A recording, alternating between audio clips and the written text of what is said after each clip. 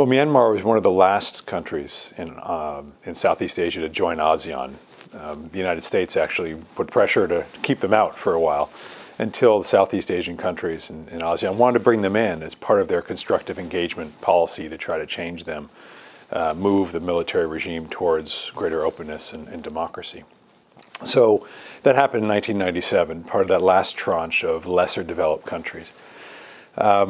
And I think the expectations of them when it comes to ASEAN are quite modest. I mean, they're not going to be leaders of ASEAN anytime soon, though I think Lee Hsien Loong tried to get Aung San Suu Kyi to be a leader of ASEAN because she's foreign minister as well as running her own country.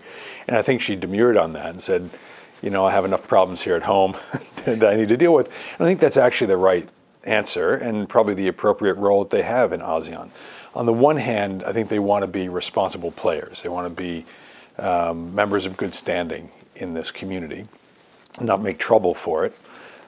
She has certainly embraced it and brought some of the ASEAN leaders to Myanmar to talk to them about things like the Rohingya and Rakhine State and things that affect sensibilities of others. But the best thing that they can do, frankly, is simply get their house in order. And they have enormous internal challenges. Most people on the outside know about the Rohingya and Rakhine State, but broader challenges of development, broader challenges of civil war, which is really the defining challenge of the country.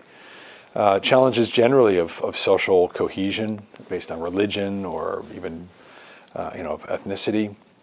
How to complete the democratic transition, which isn't completed because the military still has a tremendous role in the politics of the country and even the economy of the country. So I think the best thing they can do for ASEAN is, first of all, do not, don't embarrass them, but really take care of their internal affairs so that they are developed and they're democratic and they are stable, and they're a fount for development. In fact, if you look at Myanmar, they are the crossroads of Asia. They can link up the dynamism of Southeast Asia, of ASEAN, with the dynamism of South Asia, whether it's Bangladesh or India.